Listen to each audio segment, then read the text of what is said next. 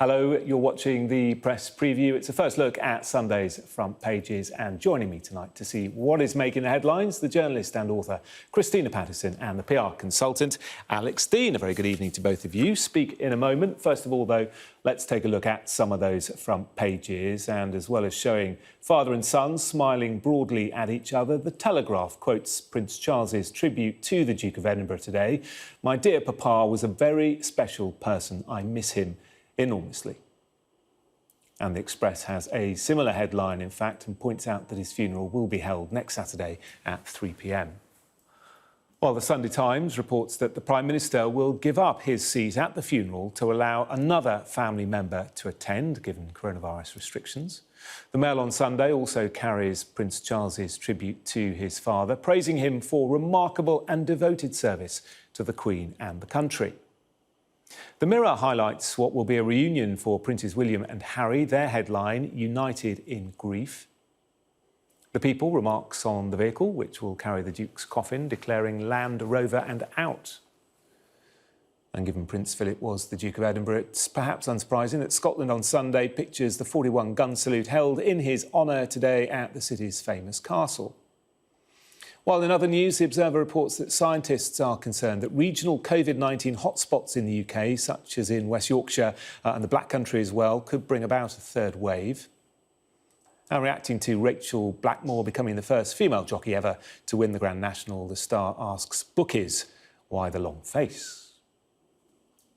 I'm joined tonight by Christina Patterson and Alex Deane. Great to see you both. Thanks for being here.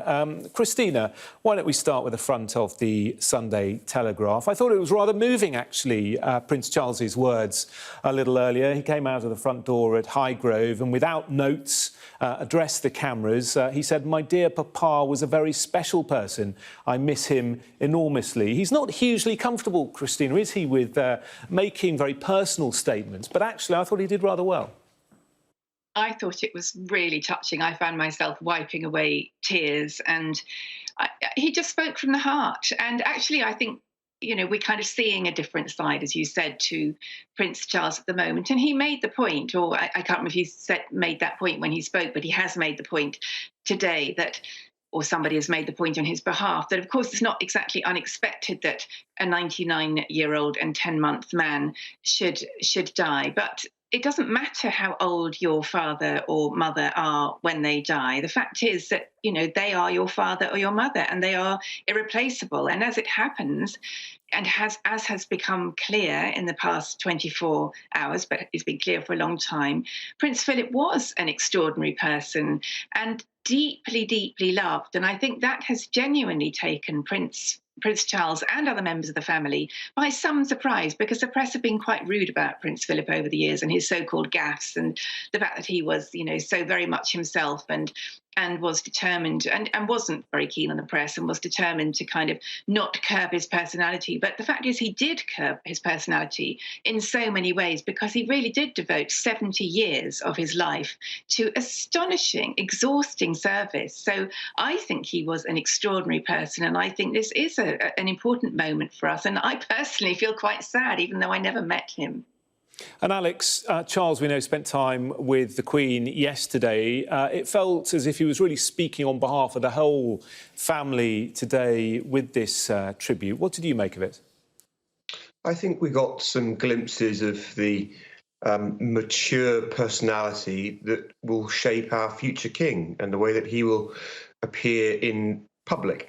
But of course, behind or beneath the crown, there is a man, and I'm afraid I know how he feels. I lost my father this year, and a son, if he's very lucky, gets to look up to his father as much as Charles did, and as much as I did to mine. And I thought that his tributes were struck just right, because it was very revealing about his own love, but also reflecting his father's position in our country. I found it, I don't think just because of my own circumstances, I found it profoundly moving.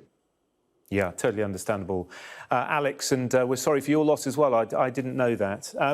Just looking at the front of the Sunday Express, Christina, more details today about the funeral. The nation to fall silent at 3 p.m. There will be a moment's silence before that funeral at Windsor, and it's going to be a very different funeral to the one that was planned. But in many ways, I think perhaps Philip would be rather pleased. I agree. I was just going to say that. I think that he would actually be secretly quite thrilled that he couldn't have this huge fuss made of him, because he was clearly a man who didn't want a fuss made of him and genuinely thought he didn't warrant it. So I think, and the fact that Boris Johnson has given up his place, because of course numbers are limited to 30 at the moment, means that I think it can genuinely be a really intimate family occasion. Of course, there will be cameras there, so there's a limit to how intimate these things can be, or indeed any royal occasion that has a degree of state relevance as well as family relevance, of course. But I think, you know, he was someone who he genuinely devoted his life to service. He devoted his life to the Queen, and that's one of the things that has moved me most, actually. It was always evident that they adored each other. I've been lucky enough to meet the Queen a couple of times, and she was surprisingly beautiful, actually, and I mean, beautiful because she's much more beautiful in real life even than she is in photographs. But you can see she has huge wit and sparkle and personality, and he very clearly did too. And what's clear was that they had a very real, solid, grounded and joyful relationship, and that's a lovely thing to see in anyone. Doesn't matter if they're royals or not, but it's particularly touching when it's the head of state and her husband of 70 years. Yeah, well said. And Alex, you know, our thoughts are with the Queen tonight, aren't they? The second night on her own, without the man that's been by her side for so many, many years. Yes, a remarkable support to Her Majesty for a lot longer than my lifetime. It's extraordinary, really, isn't it? Philip Larkin wrote, "In times when nothing stood, but worsened or grew strange, there was one constant good, she did not change." And he wrote that about our Queen on the occasion of her Silver Jubilee. And here we are now, so many years after that, and it is, if possible, even truer today. And it was enabled and made possible because of the man by her side. They were a remarkable team doing these things together. And I think I read the oath he took as her liege servant on the coronation, committing to take on all manner of folk by her side.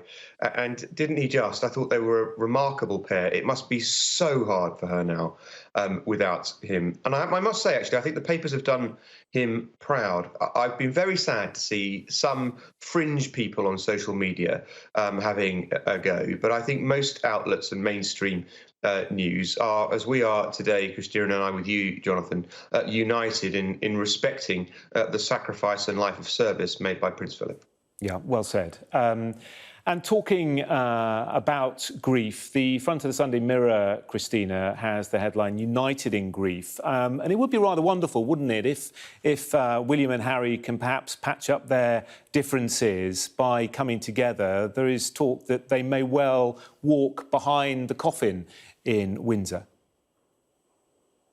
Yes, I mean, I have to say that has been a very sad incident, and whatever side you were on, and I don't think you needed to be on any side in particular, it was a very sad thing to watch, to see the pain that was caused to so many people. And I would understand why William would be desperately upset and feel somewhat betrayed by that interview with Oprah Winfrey. And I'm sure that Harry did it in great sincerity and felt great pain himself. But the time has come to put that behind them. It is slightly unfortunate timing that it was just weeks before Prince Philip died. And I think the death of a parent, I mean, nothing I know from when both my parents died, of course it brings you closer to a sibling. And I really hope that the bad blood that has emerged between them can now be put to rest, because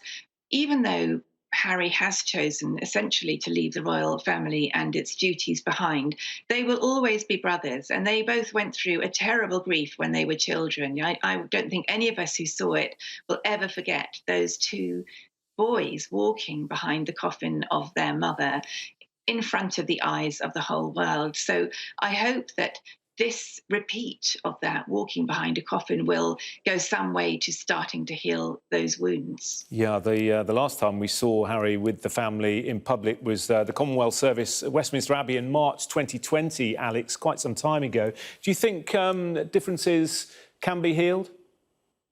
Well, we've got to be fair and say we don't quite know the extent to which this is the stuff of media speculation beating up a rift between brothers who have, for most of the time that they've been in the public eye, seemed very close, actually. And I recall all too well and the point that Christina rightly makes about them walking behind their mother's coffin and then the Queen Mother.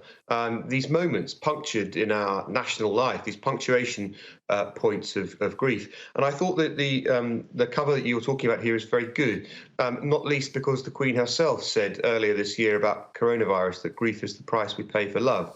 And I'm sure that that is a thought that gives her comfort now. And I hope it's the sort of thought that brings these two young men closer together. And as to what Christina says, I don't think we need to take sides particularly between them. And it's not this sort of occasion when you do, even if you did have a side. Yeah. And finally, let's finish with the front of the Sunday People. Christina, I'm not sure about the headline, particularly Land Rover and out, but the idea that Philip designed this Land Rover to carry his coffin is rather lovely, isn't it? It's a Defender 130 gun bus, apparently. I think it's wonderful. I mean, I think Prince Philip was always, in some ways, an eccentric, and in many other ways, very much ahead of his time, and loved technology, was keen, kind of embraced TV when it was a relatively new thing, and of course, in sort of pioneered that. Fly on a wall film about the royal family. So I think it's wonderful that his personality will feature in his own funeral in this way. And he's quite right. We should all think about our funerals. It's good to plan these things. My mother left very precise instructions when she died, and it helped. I wanted to know that I was giving her the funeral that she wanted to have, and I'm really pleased that Prince Philip will get the funeral that he wanted to have. So, great, good on him. OK, we must leave it there and head to a break. But for the moment, Christina, Alex, thank you. Coming up, we'll move away from royal matters and discuss an historic day at the Grand National. Join us after the break. Welcome back to part two of the press preview. Christina Patterson and Alex Deane still with me. Alex, let's turn to the front of the Observer. Scientists warn virus hotspots could lead to a third COVID wave. Now, of course, we're all hoping that the vaccination programme has been such a success that it will beat back any potential third wave.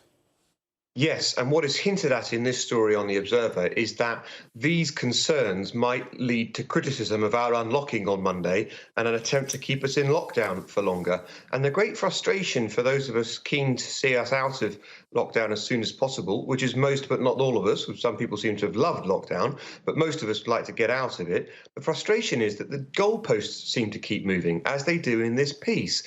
First we said that we needed to make sure that we had the vulnerable people who were most susceptible vaccinated, and that's pretty much happened in this country now. Then we said we needed to get the rate down, and that's happened now. Then we said we needed to open the schools and then leave a gap to see if the schools being opened would be okay, and that's happened now without a blip in the rate going up. And now it seems that some people still want to deny us a return to normality. We've got to get back to normal. Lockdown is terrible for people's health as well as for the economy. It's not just lives against money, it's lives against lives. The piling up of cost in mental health and the harm to individuals in lockdown is extraordinary. Christina, we've got to get out of lockdown, and this is really unhappy times when people publish something like this. Yeah, sorry to interrupt, Alex. Christina, one day we get a scientist warning with a third wave's on the way. Last week, scientists were saying, actually, we should be all right. I think there's just so much uncertainty surrounding this whole thing. There were some very alarming predictions last week about a third wave, and I must say I felt pretty disheartened by them. I think we just don't know. I think an awful lot will depend on variants, actually, because they are worried about the South African and now Nigerian variant. And there have been tens of thousands of tourists who've come into the country who have not been quarantining and of whom there is no trace. They don't know where they are. They haven't tracked them down. And of people who are meant to quarantine at home, only 1 in 100 are checked up on. So apart from the hotspots where there are people living very closely together, often in multi-person households, and where they apparently often don't self-isolate because they feel they can't afford it, and that is a real worry. It seems to me that the chief worry is variants, and that will be more of a worry when we open up travel. Now, obviously, I'm desperate to go on holiday. I think we're all desperate to go on holiday, but that, given that the Oxford vaccine and millions of us have been vaccinated with the Oxford vaccine is not particularly effective against some of the variants, that's a big worry. OK, listen, just going to mention the front of the Daily Star, Alex. Why the long face? Bookies aren't happy. Rachel Blackmore, what an achievement. Fantastic, Dave. It's great for racing. First woman to win the biggest challenge in British horse racing. And I think the fact that bookies took an absolute beating was pretty predictable, actually, given her run of form. I thought it was fantastic. And I hope that many people are enthused with the sport as a result of seeing this and seeing that it is absolutely open for a woman to win it. And I think she's going to go on to have even more success in racing after this. So great news.